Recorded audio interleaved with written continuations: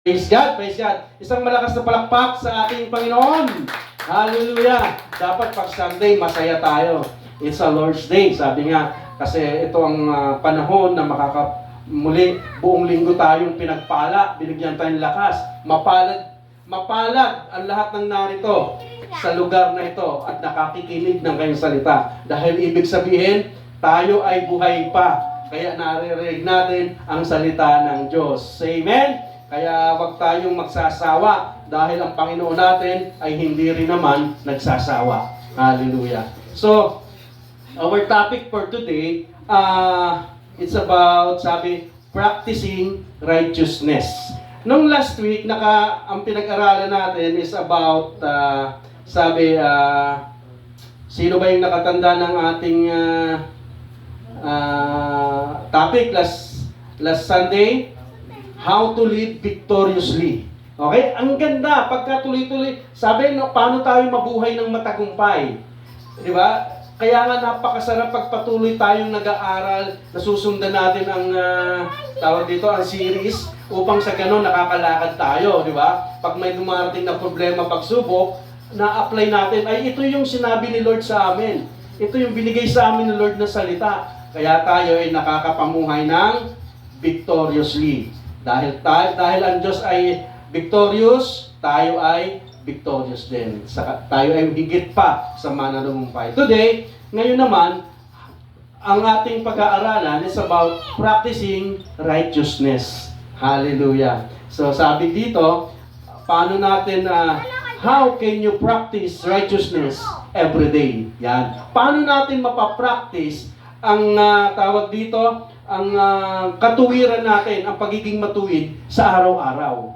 Okay? Yan ang gustong iparating sa atin ngayon. Sabi nga, hindi tayo nagpa-practice ng ating righteousness para maging righteous. Una, tandaan natin, ginawa na tayong matuwid ng Diyos, kaya tayo nakakalakad ng may katuwiran. Ibig sabihin lang, hindi tayo, kundi dahil sa Diyos, kaya tayo naging matuwid. Hindi tayo gumagawa ng mabuti para maging matuwid sa harap ng Diyos. Ginawa na tayong matuwid ng Diyos, kaya tayo ngayon ay nagiging matuwid lang. Ngayon naman, paano natin mapapractice yung righteousness o yung katuwiran na ibinigay sa atin ng Diyos sa araw-araw nating buhay? Yan ang ating aralin ngayon.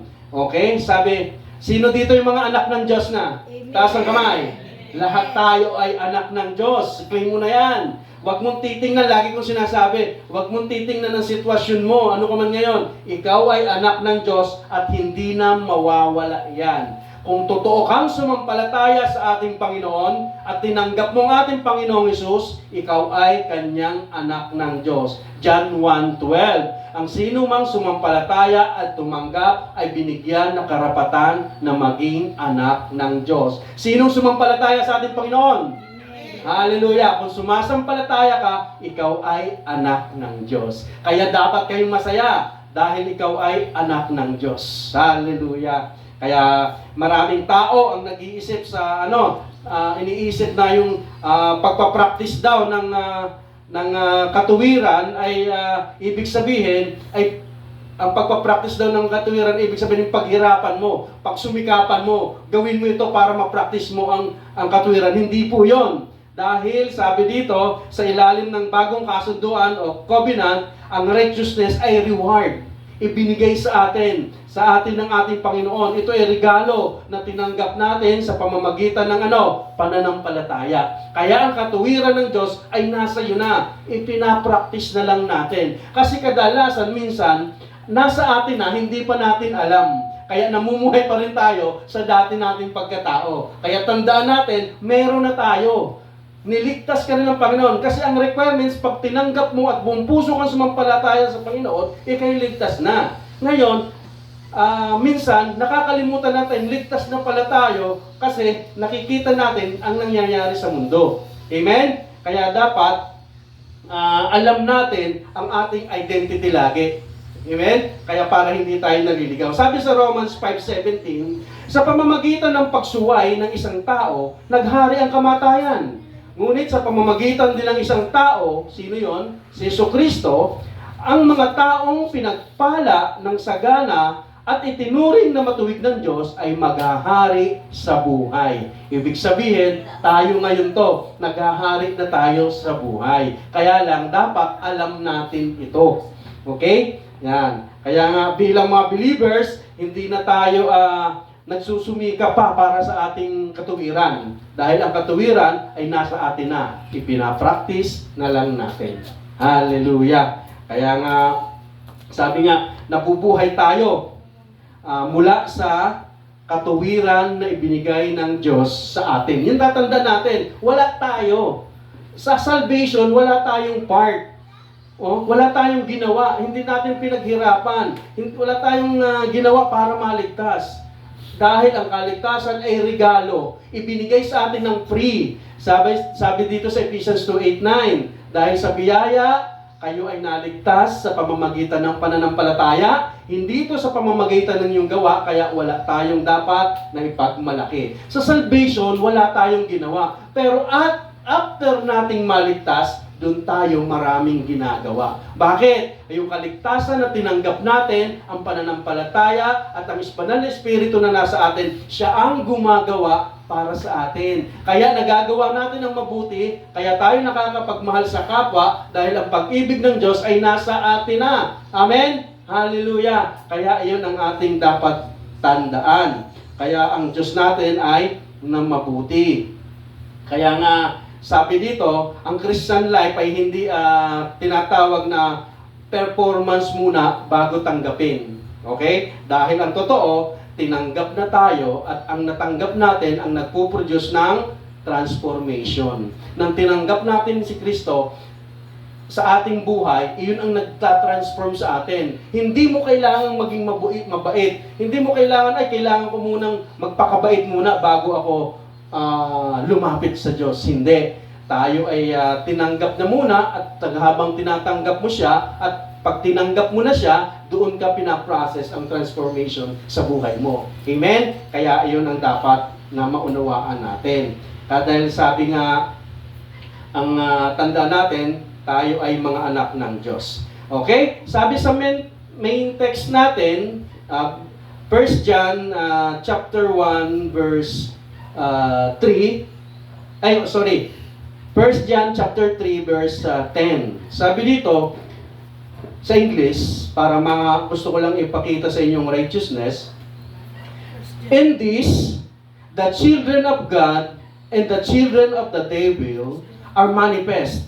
Whoever does not practice righteousness is not of God, nor is he who does not love his brother. Okay? So, ibig sabihin, may dalawang may dalawang anak. Anak ng Diyos at anak ng David. Okay? Last week, napag-aralan natin dito Okay. Sabi dito sa Tagalog, dito natin makikilala kung sino ang mga anak ng Diyos at kung sino ang mga anak ng Diablo. Sino daw yon? Ang sino mang hindi gumagawa ng matuwid at hindi umiibig sa kanyang kapatid ay hindi anak ng Diyos. Kaya tandaan natin, tayo ay mga anak ng Diyos. Amen? Kaya tayo ay umiibig sa ating kapwa. Yun ang tandaan natin. Kasi dito, si John, ang writer nito, ang kausap niya dito ng time na yon ay mga mananampalataya. Kaso po, nung time na yon, may mga tao na naniniwala at may taong hindi naniniwala sa Diyos. Kaya ito, pinatutungkulan nito yung mga tao noon sa panahon na yon. Amen? Kaya dapat unawain natin ito, ang kukunin natin dito, yung principle. Kasi yung tama rito, para din sa atin ito, ang ating binabasa na ito. Para makikita natin, nasaan ba ako sa dalawang binanggit na ito. Amen?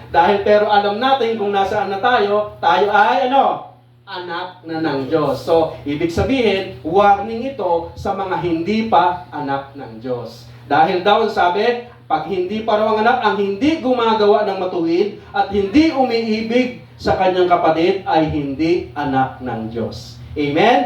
Tayo ba ay anak na ng Diyos? Amen. Amen. Yan ang kin natin. Kaya dito, sinabi ito ng manunulat para maunawaan din ito sabi ko nga kanina, para malaman natin nasaan tayo, kaninong anak tayo. Pero malinaw doon, tayong sumampalataya sa Panginoon at tinanggap ang kanyang tinapos na gawa sa krus, ay anak siya ng Diyos. Hallelujah. Kaya nga tayo matuwid na. Sabi, sa Diyos, tayo ay matuwid na. Yan ang tandaan natin at dapat nating manuwaan. Sabi sa 2 Corinthians 5:21, hindi nagkasala si Kristo, ngunit dahil sa atin, siya'y itinuring na makasalanan, upang sa pamamagitan niya ay maging matuwid tayo sa harap ng Diyos. Hallelujah. Ibig sabihin, ang ating Panginoong Hesus, wala siyang kasalanan, kaso mo, naging makasalanan para ang katuwiran niya ay mapunta sa atin at magkaroon na tayo ng tinatawag na ito, yung katuwiran niya ay mapunta sa atin. Kaya, ang righteousness ng Diyos ay nasa atin na. Amen? Kaya ayan ang dapat nating paniwalaan. Kaya nga ang topic naman natin dito, kung nasa atin na ang righteousness, paano natin mapapractice ito sa araw-araw nating buhay? Number 1, sabi niya, know your identity. Kasi minsan, sabi ko nga kanina, alam mo na ikay safe na, may Kristo ka na, kaya lang, minsan nakakalimutan mo ang tunay mong identity. Mas nadadala ka ng sinasabi ng mundo. Di ba? Ang sabi ng mundo, ano? Sabi ng Satanas, hanggang dyan ka na lang, wala kang magagawa, wala ka ng pag-asenso. Yan ang sinasabi. Pero ikaw, sabi, hindi ka naaahon sa hirap. Ikaw ay walang mararating. Yan ang sinasabi ng mundo. Pero kasi nakalimutan natin ang ating identity, na tayo ay ano? Anak na ng Diyos. Pag anak ka ng Diyos, ikaw ay nasa kingdom. Pag nasa kingdom ka, ibig sabihin lahat ng meron doon, meron ka rin. Kaya lang, minsan, yun ang nakakalimutan natin. Kaya, nire-remind lagi sa atin na you know your identity. Hindi ka makapamumuhay ng tama kung hindi mo alam kung sino ka kay Kristo. Magulo ang buhay natin pagka hindi mo alam kung sino ka ba talaga kay Kristo. Amen? Dapat alam mo, ako'y na kay Kristo. Kaya anumang problema, pagsubok na pinagdaanan mo, ikaw ay na kay Kristo, alam mo, iyo'y malalampasan mo. Bakit? Dahil ang Diyos ang nagbibigay sa inyo ng lakas upang ito'y mapagtagumpayan natin. Hallelujah. Amen? Kaya dapat natin matandaan, know your identity. Sabi sa 1 John 3:1, tingnan mo tayo mga anak. Tingnan ninyo kung gaano kalaki ang pag-ibig sa atin ng Ama. Tinawag niya tayong mga anak. Amen. Nakita mo? Ganyan tayo kamahal, tinawag tayong anak. Ibig sabihin, ikaw, sino bang, di ba mga nanay, ang tawag mo sa anak, sa yung mga anak, di ba? Tinatawag mo siyang anak, hindi mo tinatawag ng, hoy, di ba? Anak ang tawag mo kasi bakit? Special siya sa'yo. Anak mo siya, pinagmamalaki. Di ba? Pag nakita mo sa labas, sino yan? Ay, anak ko yan. Di ba? Ganun din ang Diyos sa atin. Tinawag tayong anak. Ang pagtawag ng anak, isang karangalan para sa atin. Hallelujah. Kaya dapat natin, tinawag tayong anak. Sabi pa sa Romans 8:16, sabi dito, ang Espiritu ang nagpapatotoo, kasama natin Espiritu na tayo ay mga anak ng Diyos. Tignan mo, ang Holy Spirit na nasa atin ang nagbibigay ng katotohanan, nagpapatunay na tayo ay mga anak ng Diyos. Kaya wala ka nang dapat pagdudahan pa. Ikaw ay anak na ng Diyos. Kaya nga, kapag alam mo na anak ka ng Diyos, ang righteousness ay nagiging natural na lang sa'yo. Pag ikay anak ng Diyos, ang pagiging matuwid, normal mo na lang ginagawa. Dahil alam mo, ikaw ay anak ng Diyos. Okay? Kaya nga, sabi nga sa halimbawa dito, ang totoong puno, sabi dito, ay hindi nagpupumilit mamunga. Di ba? Ang tunay na puno, mangga, hindi yung pinipilit ang sarili na mamunga. Dahil siya ay puno ng mangga, natural siyang mamunga. Dahil siya ay puno. Parang tayong Kristiyano, tayong mga believer, hindi tayo gumagawa ng mabuti para maging anak ng Diyos. Di ba? Hindi tayo nagpapakahirap gawin ito dahil para maging anak tayo ng Diyos. Anak tayo ng Diyos, kaya ginagawa natin ito. Natural na sa atin ginagawa ito dahil tayo ay anak na ng Diyos. Amen? Malinaw po ba? Kaya yun, napapaktis natin ang righteousness kung alam natin ang ating identity. Okay?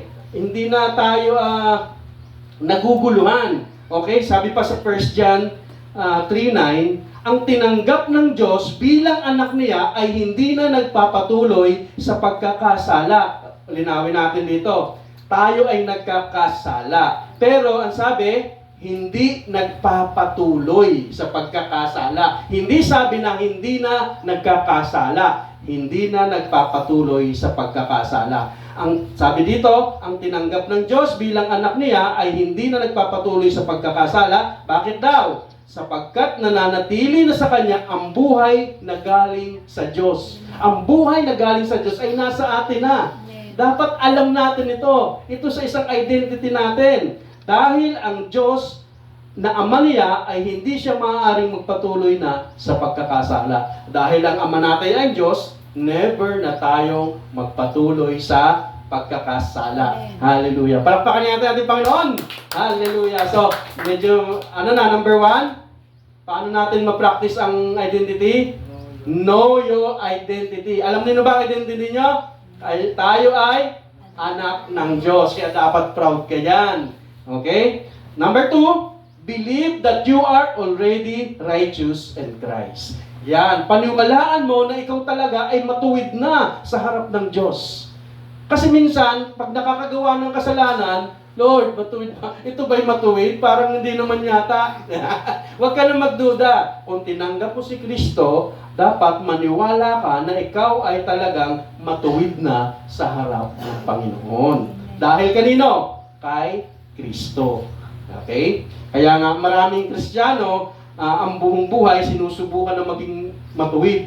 Sinusubukan niya, ginagawa para gagawin ko ito para maging matuwid ako sa harap ng Diyos. 110 points ako sa langit nito pag gumawa ako ng mabuti.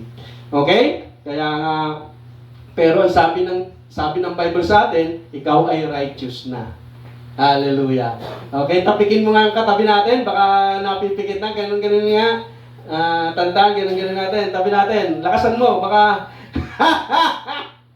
Praise God, okay? Ayan, kaya nga, tanda natin kung ano ang sinasabi ng Biblia, yun ang paniwalaan natin. Amen? Huwag nating paniwalaan ang sinasabi ng kapitbahay mo. Huwag mong paniwalaan ang sinasabi ng mga kaibigan mo. Paniwalaan mo ang sinabi ng Diyos sa iyo. Ika'y matuwid na. Kaya ika'y namumuhay sa katuwiran ng Diyos. Philippians 3:9, sabi dito, at lubusang makakasama niya ang aking pagiging matuwid at hindi sa pamamagitan ng pagsunod sa kautusan, kundi sa pananalig kay Kristo. Ang pagiging matuwid ko ngayon ay buhat sa Diyos sa pamamagitan ng pananampalataya. Malinaw, sa pamamagitan lang ng ating pananampalataya sa ating Panginoon, kaya tayo naging matuwid. Kasi pag nawawala ka sa identity, kumbaga kung naniniwala tayo sa ating identity, tandaan mo, sumusunod dito yung ating behavior. Ano ba yung behavior natin? Yung pag-uugali at kilos. Pagka tayo daw ay naniniwala sa ating identity na tayo ay anak ng Diyos, yung ugali natin, sumusunod yun. Okay? At nakikita si Kristo sa buhay natin. Parang ganito, yung prodigal son. Alam niyo ba yung prodigal son? Sabi dito, ang kwento nito, kinuha niya yung kanyang mana, nilustay niya sa lahat ng bagay hanggang maubos. Kaya lang dito nang na-realize na nagkaroon siya ng pagbabago ng isip. Okay? Bumalik sa ama at gusto nang muling mabuhay. Ngayon, anong unang ginawa ng ama pagbalik? Hindi naman siya pinalayas. Ulit, tinanggap siya ng ama at sinuotan siya ng robe, ng singsing, hindi na siya question, hindi siya nahirapang bumalik, hindi siya sinabi ng ama, maglinis ka muna bago ka bumalik. Wala. Tinanggap siya, sinuotan siya ng robe, at pinaghanda pa siya. Dahil bakit? Bakit hindi nahirapan bumalik yung anak, yung prodigal son? Dahil alam na siya ay anak noon. Di ba? Tayo, lumayo man tayo, umalis man tayo, lumayo man tayo pansamantala sa Diyos, hindi tayo nahihirapang bumalik sa Diyos pag narinig natin ang kanyang salita. Bakit? Tayo ay alam natin na tayo ay kanya ng anak. Natural na, sabi nga ang prodigal na son na ito isang halimbawa ng mga mananampalataya na minsan nalalayo sa Diyos, pero yung paglayo na yun, hindi ibig sabihin, hindi na siya anak. Bumalik man siya anytime, andun pa rin ang pag-ibig ng Ama sa atin. Hindi nawawala ang pagiging anak mo kung ikaw ay nalayo sa Diyos. Amen? Yun ang tatandaan natin. Kaya nga, yung prodigal son, hindi siya nahirap. Magkamali man tayo sa Diyos, hindi tayo nahihirapang bumalik. Dahil alam natin ang ating identity. Amen? Kaya madali tayo pag narinig natin. Kasi, di ba, pag narinig mo yung boses ng ama mo o nanay mo, magulang mo, sumusunod ka. Di ba? Kahit matagal na. Ganun din. Ngayon, lumayo man tayo. Pag narinig natin ang boses ng Diyos, ang salita ng Diyos, umabalik tayo. At hindi tayo nahihirapan dahil alam natin ang ating identity. Hallelujah. Kaya nga, sabi ko kanina, acceptance muna bago transformation. Tinanggap muna tayo ng Diyos, and then pag tayo nasa Kanya na, tsaka tayo tinatransform, tsaka tayo binabago. Hindi tayo magbabago muna bago tayo tanggapin. Okay? Ganyan ang biyaya ng Diyos. Okay? Hindi tayo pinapahirapan. Okay? Hindi tayo hindi kagaya ng law, hindi kagaya ng kautusan. Gawin mo ito, pagpapalain ka. Pag hindi mo ginawa, susumpain ka. Pero ngayon, tanggapin mo lang si Kristo, at pag siya'y naghari sa'yo, ay ikaw ay tunay na ng kanyang mga anak. Diba? Sabi dito sa Romans 5:8, ngunit pinadama ng Diyos ang kanyang pag-ibig sa atin nung mamatay si Kristo para sa atin noong tayo'y makasalanan pa. Ibig sabihin, nung makasalanan ka pa, mahal na tayo ng Diyos. Amen? Tatandaan natin yan. Kaya tayo daw ay nakakalakad na sa katuwiran ng ating Panginoon. Kaya sabi, believe that you are already righteous in Christ. Paniwalaan natin na tayo matuwid na para hindi tayo mahirapan ma-practice ang katuwiran ng Diyos sa araw-araw. Maluag nating ginagawa sa puso natin. Number 3, sabi, walk by the Holy Spirit. Lumakad tayo ayon sa banal na Espiritu. Okay? Yan ang dapat natin tandaan. Hindi kayang i-practice ang ating katuwiran gamit lang ang sariling lakas natin. Never, ever. Hindi natin kaya ma-practice ang pagiging matuwid kung tayo ay matuwid. Maaari yan. Isang araw, 2 araw, magiging mabuti ka, pero pagkatapos nun, masasawa ka na. Pero kung si Kristo na nasa iyo, ang nakikita mo, siya ang kumikilos sa iyo, hindi ka magsasawang tumulong sa kapwa, hindi ka magsasawang magbigay, hindi ka magsasawang magmahal. Bakit? Ang pagmamahal na nasa iyo ay natural na lang sa iyo dahil si Kristo ang gumagawa nun para sa iyo.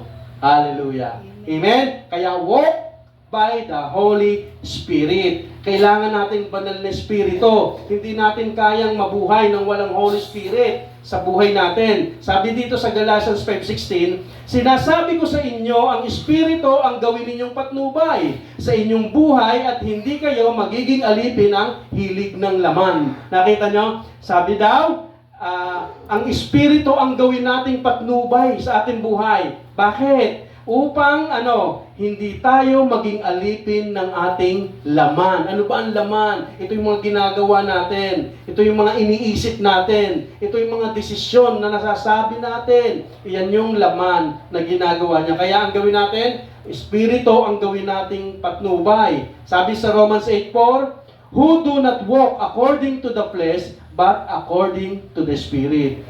Hindi na tayo lumalakad sa ating laman, kundi sa Espiritu ng Diyos na nasa atin. Okay? Ang Holy Spirit ang nagbibigay ng kapangyarihan para daw maisabuhay ang identity ng Diyos sa atin. Yung Espiritu na yan na nasa atin, ang namumuhay sa atin, ang ang nagbibigay para may pamuhay natin si Kristo dahil siya ay nasa atin na. Okay? Kaya hindi na tayo nahihirapan sa pamuhay dahil alam na natin ang identity natin kay Kristo. Pag wala ang banal na Espiritu, hindi natin kayang gumawa ng mabuti. Amen? Amen? Iyon ang tunay. Halimbawa, ganito yan. Sino nakakita ng gloves? Yung gloves ba pag nandiyan sa upuan, kayang maggamas dyan? Hindi. Unless merong napapanood nyo na kusang gumagalaw. Pero hindi. Yung gloves na yan, utusan mo mag-igib doon. Mag-iigib ba yan? Unless, isuot mo yan at saka mo gawin. Yun tayo. Tayo ang gloves. Yung Holy Spirit, yung kamay. Okay? Kung wala tayong Holy Spirit, hindi tayo makakakilos, hindi tayo makakagawa. Ganyan tayo. Kaya ang hindi natin kayang kumilos, hindi natin kayang gumawa ng mabuti kung wala yung banal na Espiritu. Hallelujah. Tanda natin yan. Kaya nga tayo yung mga mananampalataya, alam natin yan. Pang-apat, sabi, renew your mind daily.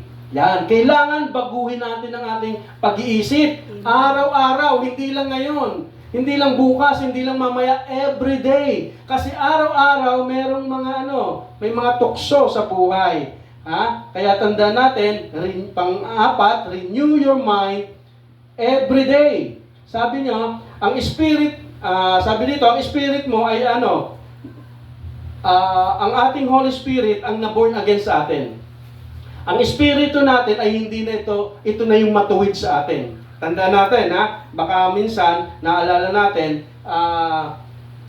bakit ako nagkakasala pa? Bakit ako nagkakamali pa? Tandaan natin, sino na born again sa atin? Yung ating Holy Spirit. Yan ang Holy Spirit ang na-born again sa atin. Okay? Kaya ang Holy Spirit din ang nagbibigay ng buhay sa atin. Kaya tayo dati, spiritual tayong patay. Naalala nyo? Nung tayo inawalay kay Kristo, tayo spiritually na namatay. So, tayo'y patay noon, spiritually, wala tayong kayang gawin. Kaya nga, ang Holy Spirit ay nakipag-isa sa atin. Kaya yung patay nating espiritu, nagkaroon ng buhay. At ang Holy Spirit na yon ang pumunta sa ating human spirit para magkabuhay. Ngayon, yun ang tinatawag na born again. Muli tayong nabuhay. Isinilang tayong muli. Dahil ang Holy Spirit at yung Spirit natin ay tinatawag na nakipag-isa. Kaya ang tawag sa atin ngayon ay one Spirit with Christ. Mayroon na tayong isang Espiritu. Kaya ang Espiritu ngayon na nasa inyo ay ang Espiritu ng Diyos na kumikilos sa atin. Hallelujah. Kaya yun ang tatandaan natin. Kaya dapat sabi, renew your mind. Kaya tayo nakaka-renew ng ating isip araw-araw dahil sa Holy Spirit na nasa atin. Kung tayo lang, hindi natin yan kaya. Kaya sabi dito, pag isip mo ay kailangang araw-araw nire-renew. Paano nire-renew? Sa pamamagitan ng pagbabasa ng salita ng Diyos. Ang tawag doon, ang renewing araw-araw, ligtas na tayo, ang Holy Spirit natin ay matuwid na. Iyan ang matuwid na sa harap ng Diyos. Pero, yung ating soul, yan tatanda natin, yan ang dumaranas sa, tawag doon? Sanctification. Yan tawag sinasangtipay. Ang ating Holy Spirit, yan ay matuwid na sa Panginoon, righteous na yan, pero tayo ang nagkakasala sa atin, ang Holy Spirit. Kaya yun ang tinatawag na sanctification.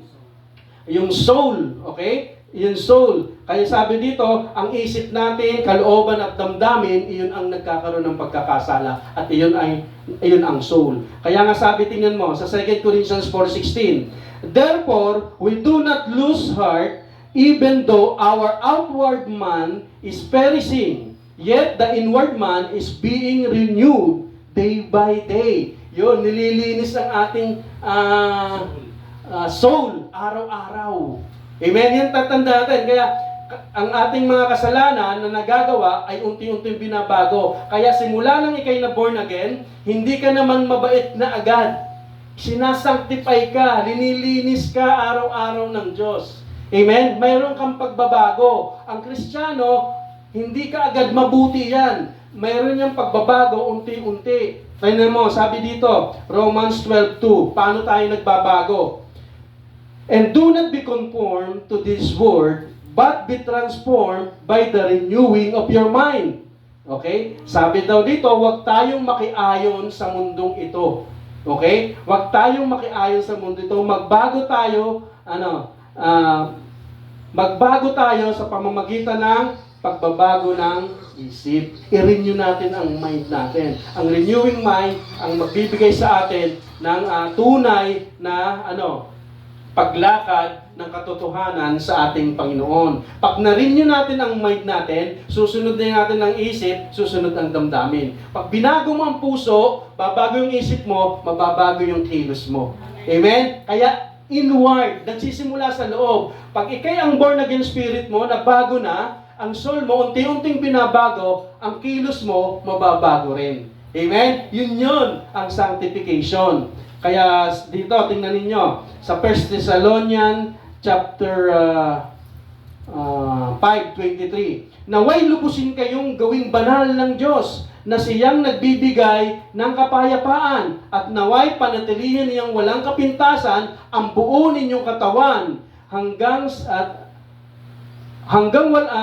ulitin ko, naway panatilihin niya na walang kapintasan ang inyong buong katauhan, ang espiritu, kaluluwa, at ang katawan, hanggang sa pagparito ng ating Panginoon. Amen? Nililinis tayo araw. Alin daw? Ang espiritu, ang ating katawan, at ang ating katauhan. Nililinis ito ng Diyos sa atin. Kaya, huwag tayong titingnan ang nagagawa nating kasalanan. Iyon ay binabago. Iba yung namumuhay sa kasalanan, iba yung nagkakasala. Tayo bilang mananampalataya at matuwid na kay Kristo, hindi na tayo namumuhay sa pagkakasala. Okay? Habang binabago tayo ng Diyos, yung isip mo, mas nakikita ni si Kristo sa buhay natin.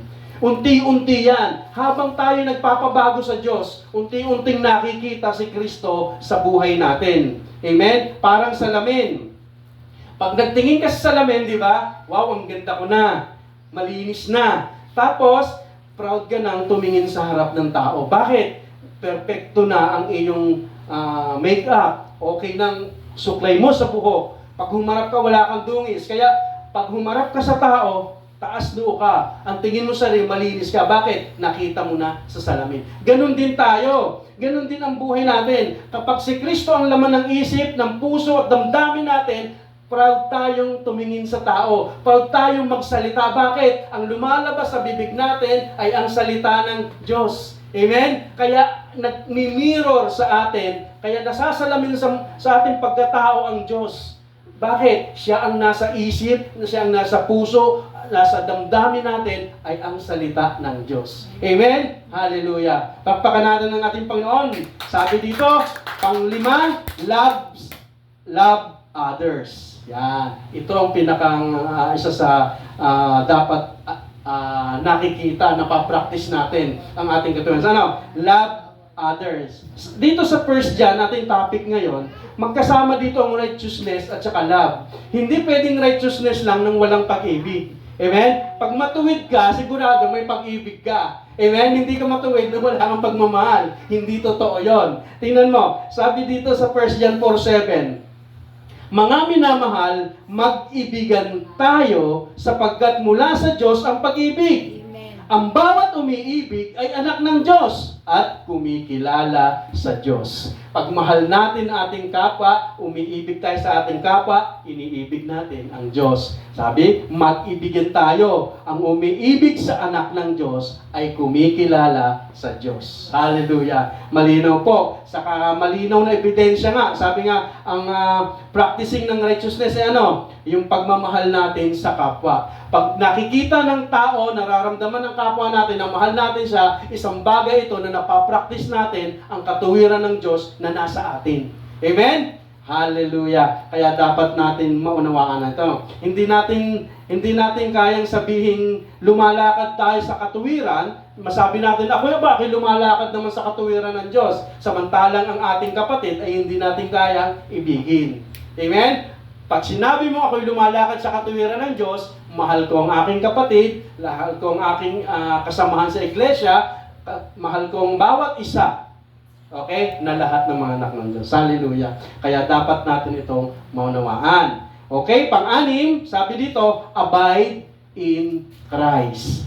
Sabi dati, ano ibig ng abide? Minsan dito ay, ibig sabihin, dapat nakadikit tayo sa ating Panginoon. Hindi tayo magiging matagumpay kung hiwalay tayo. Dito, number 6, abide in Christ. Ang Christian life ay hindi tungkol sa pagsisikap. Ito'y tungkol sa pananatili kay Kristo. Hindi tayo nagsusumikap para dumikit kay Kristo. Nakadikit na tayo kay Kristo, kaya tayo nananatili. Amen? Kaya ka ngayon nandito, kaya ka nananatili dito dahil ikaw ay nakadikit na kay Kristo. Hindi mo pinipilit ang sarili mo na dumikit sa sanga na puno. Kasi ikaw ay sanga na. Amen? Sabi dito sa John 15, 4-5, manatili kayo sa akin at mananatili din ako sa inyo. Hindi magbubunga ng sagana ang hindi nananatili sa puno. Gayon din naman, hindi kayo magbubunga kung hindi kayo mananatili sa akin. Ako ang puno ng ubas at kayo ang mga sanga. Ang nananatili sa akin at ako sa kanya ang siyang magbubunga ng sagana, sapagkat wala kayong magagawa kung kayo'y hiwalay sa akin. Amen? Pag tayo daw ay hiwalay sa Kristo, wala tayong magagawa. Kaya nga, ang meron tayo ngayon ay si Kristo, kaya tayo nakakagawa. Ang bunga ay yung sabi dito, ang pagmumunga ng isang puno, sabi ko kanina, ay natural lang yan. Hindi niya pinipilit mamunga para magmukha siyang puno. Okay? Siya ay tunay na puno, kaya natural lang siya na namumunga. Hindi mo kailangang mamalipit yung sanga para maglabas ng bunga. Siya ay relax lang, dahil alam niya, siya ay mamumunga dahil siya ay nakadikit sa puno. Amen? Tayo ay nakadikit sa puno. Dahil tayo anong identity natin? Tayo ay mga anak ng Diyos. Hallelujah. Kaya nga, ano bang responsibility lang niya? Ano bang responsibility na lang natin? Hindi na natin kailan dumikit? Manatili. Remain in me. Manatili lang tayo sa Diyos. Pag nanatili ka sa Diyos at nakadikit ka sa Diyos, sigurado ang bunga mo. Pagpapala lahat. Spiritually nakadikit ka, materially blessed ka. Amen? Kasi yung bunga yan, yung nakikita natin, yun ang mga bunga ng ikaw ay nakadikit sa ating Panginoon. Kaya ang blessing, spiritual. Nagsisimula yan sa spiritual na blessing. Kasi kay Kristo yan. Kaya lang, nagmamanifest yan sa labas, sa bunga. Amen? Kaya nga, ganito yun tayo. Kaya, kung nananatili tayo kay Kristo, siya ang nagpuproduce ng bunga ng katuwiran sa atin. Pag matuwid ka na, dyan nakikita ng tao, ay, ang bait ng taong ito. Hindi naman nakikita yung kaloob-looban mo. Ang nakikita niya, yung katuwiran mo na nagagawa mo sa kapwa. Diba? Tingnan mo isang puno, pag maraming bunga, ano bang pinupuri niyan? Yung bunga.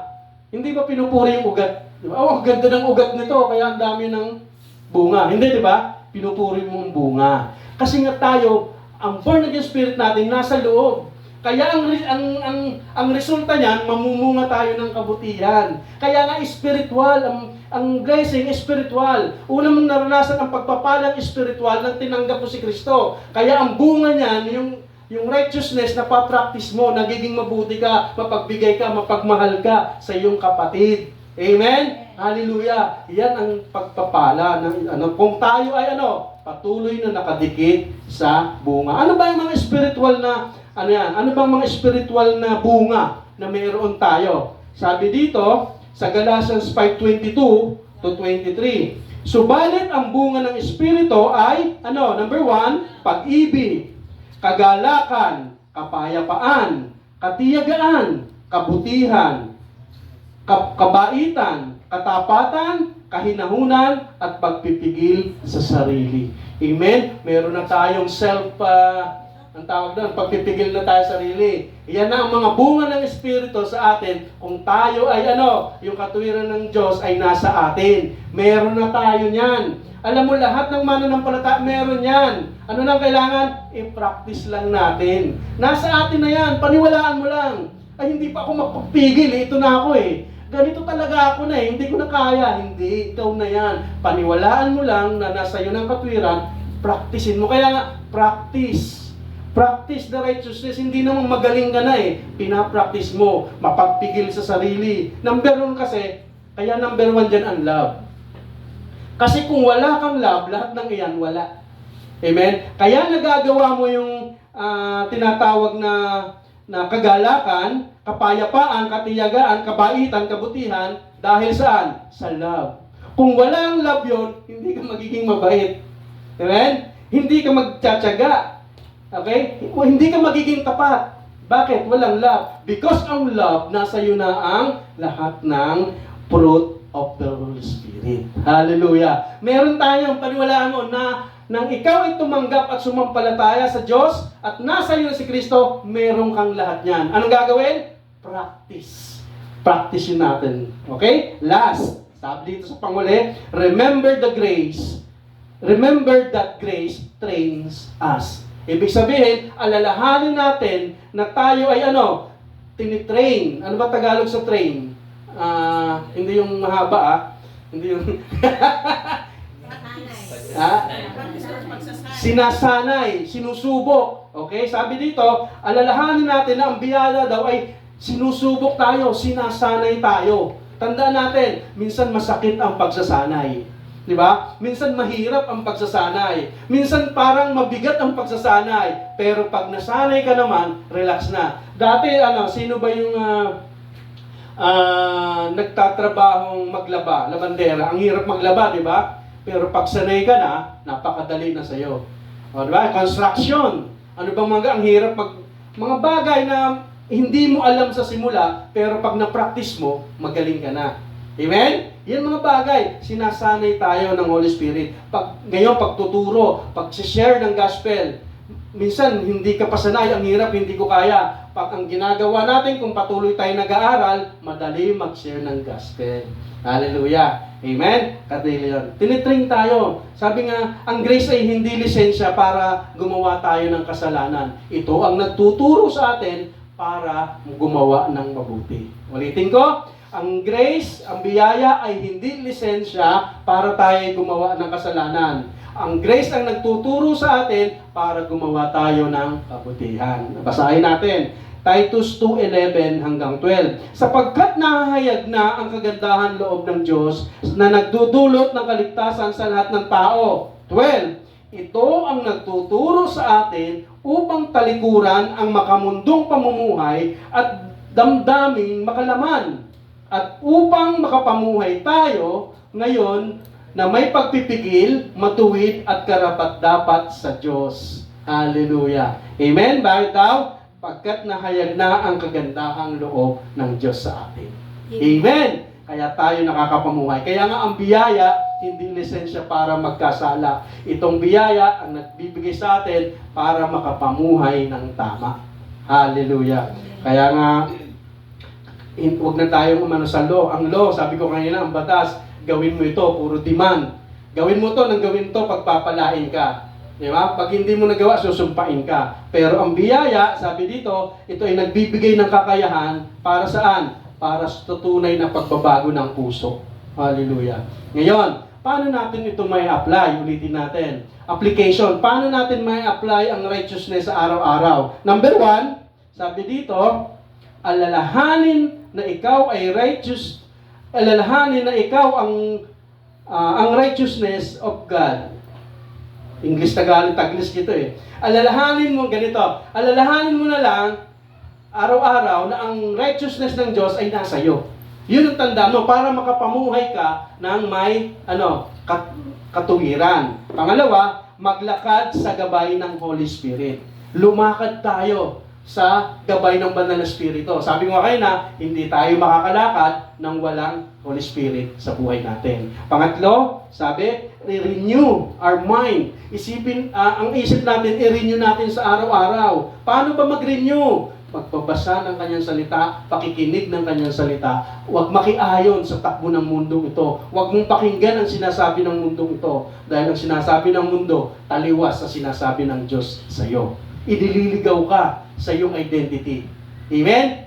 Pang-apat, piliin ang magpatawad kaysa maging bitter. Ano ba bitter? Mas Tagalog yung bitter? Ang palaya. Piliin mo yung mapagpatawad ka kaysa damdamin mo. Matampuhin. Okay? Okay, bitterness. Okay?